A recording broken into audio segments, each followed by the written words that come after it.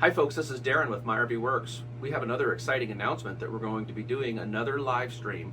This one's going to be Saturday, December 17th at 2 p.m. Pacific time. That's this Saturday. Now the format of this live stream is going to be a little different. We're not going to do like so much as the open forum like we've done in the previous live streams. On this one, I've made some tools that I want to show you what I've created and how you might use those as an RV technician in your trade. I've got 3 tools that I'll be demonstrating. One has to do with an AquaHot little remote switch. Another one has to do with tapping into LP. I've got 11 different variants of a Tap Jig that I create where you can tap into the LP of the RV in different locations.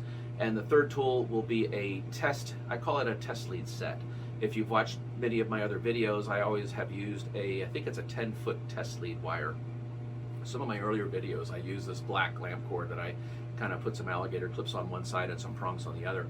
And I've loved that. It's been great, and it's the evolution of that tool to what I use today, and it's so fun to use. I use it in most jobs that I work on.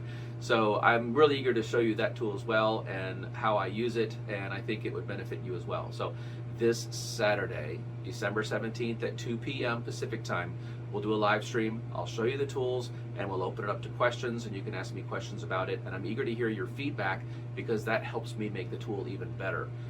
So as RV technicians, we don't have the Snap-on truck and the Matco truck, and we don't have the plumbing houses and electrical houses like those trades do.